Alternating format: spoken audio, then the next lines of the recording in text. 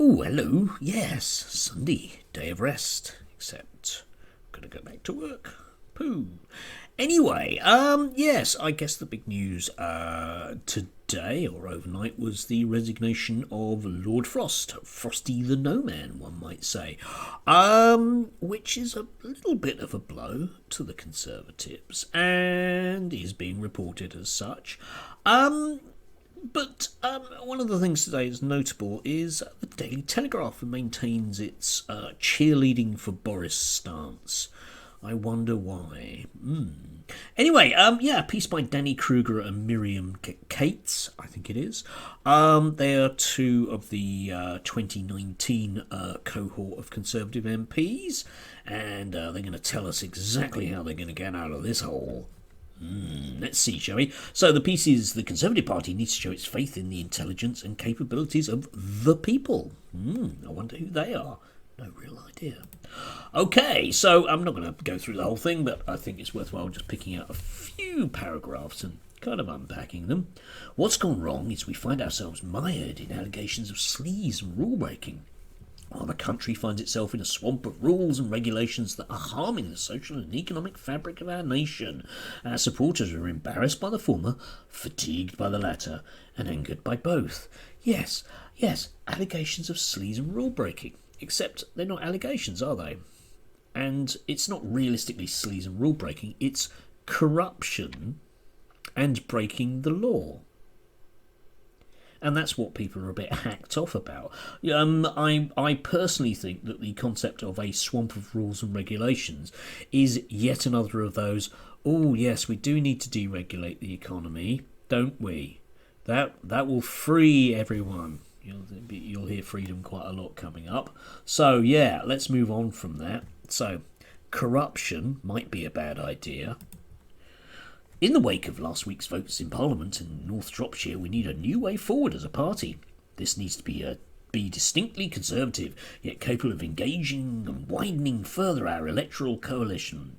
The new way forward recognises the primary value of personal freedom, yet also knows the foundations of freedom. See, I told you there'd be a lot of freedoms, are the virtues of responsibility, restraint and generosity towards others. These virtues cannot be legislated for. They are taught at home, in school and in the wider culture. To achieve a properly free society, we need to strengthen families, communities and the institutions of civil society that exist outside the market and the state. Yes, I imagine you would. I'm wondering how you're going to do that, however, because one of the things in the last, 10 or so years is that in order to achieve this free society, you haven't strengthened families, communities and institutions of civil society, have you? You've sought proactively through measures of letting capitalism run riot across a whole across the whole of the economy to actually destroy families, communities and the institutions of civil society. Yeah, they don't exist outside the market because, you brought the market into everything. And now you're wondering why things don't work. Gosh, I don't know.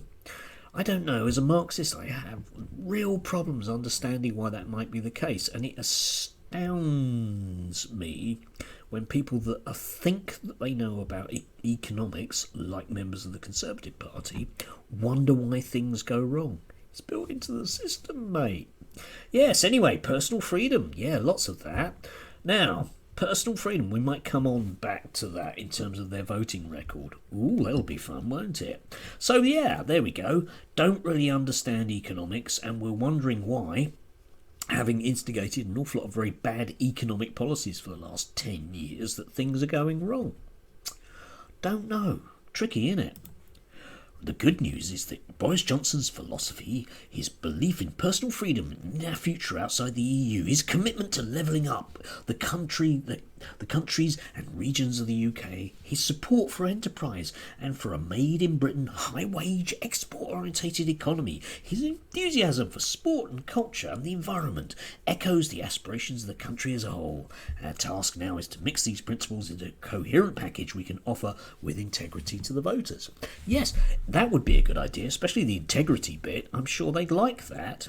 However, number one, Boris Johnson doesn't have a philosophy other than being Boris Johnson and making sure that he comes out on top. That's a bit of a Tory one, isn't it? Belief in personal freedom? Have you seen the bills that are going through Parliament from Priti Patel? No more protests, guys. No more protests. And from Michael Gove, we'll have all those rules and regulations that are so horrific about voting, won't we? Yeah, that'll discourage a lot of people from voting. Personal freedom. Voting, personal freedom. Can't have that, can we? His commitment to levelling up. Yeah, which has gone south, hasn't it? Yeah. Train to Leeds? Nah, mate. Okay.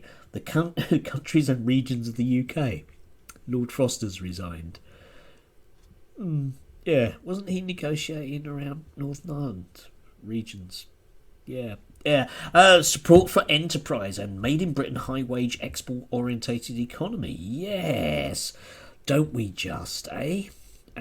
Because, for the last 11 years, you've been ripping the heart out of rules and regulations in terms of those things that do turn us into a high-wage, export-orientated economy rather than a whole bunch of anyone under 30 being a Deliveroo driver, eh? Yeah. Our task now is to mix these principles. What principles? You don't have any, do you? There aren't principles in the Conservative Party at the moment, other than this overarching, I don't know, probably from about half of them, overarching belief in a Stalinist sort of sense. Stalin would have believed that he hadn't quite killed enough people, whereas the Tories don't believe that what they need to do is kill more things that actually do protect, those families and communities and civil institutions. But they won't do it. I mean, if you actually look at these two and their voting record, they've consistently always voted with the government. And Danny Kruger in particular, it's worthwhile looking at his Wikipedia page. He's an intriguing one. He doesn't have a great deal of faith in civil society and civil institutions. He's on record back in 2005 as basically just wanting to completely dismantle the state because, hey, that'll work, won't it? Yeah. They're both evangelical Christians. You can be an evangelical Christian, but I always have my doubts about people that have a zeal, should we say. And out of the two of them, definitely Danny Kruger has a zeal. He's actually, though, it's quite a slippery one because he's also credited with writing the Hug a Hoodie speech from David Cameron. Yeah, that didn't last more than 15 seconds, did it? And I don't know, just if you look at just the wider news today, okay? I mean, apart from the fact that there's nothing in what they've written whatsoever other than, oh, yes, if we just do more of what we've done for the last 10 years, everything will be fine. It won't, mate, okay? But, personal integrity, which can't be taught, eh? Well, Daily Mirror today is reporting that Sean Bailey lied again about the party. Yeah, again. Even being found out, he couldn't tell the truth. Integrity. Belief system. Anything. What?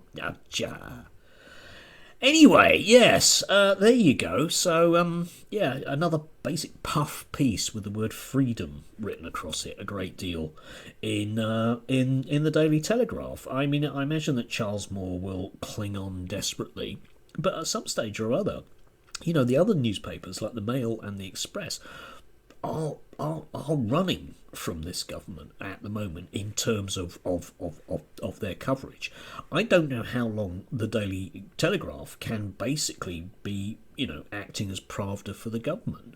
They're going to lose a lot more sales over this, I would imagine, because, you believe in the people. Yeah, you can't lie to them like this.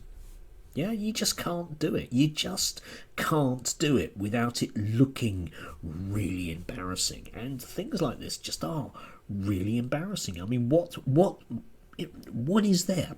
What is there in that lot that you would think, oh yeah, that's something that would be good? Yeah? Warm words, paper over the cracks. Maybe we'll just struggle into the new year, and then hopefully we'll be able to struggle a bit further. Then we'll get a new leader and we can pretend that everything's going to be different. You can't do it all the time. You can't fool all of them all of the time.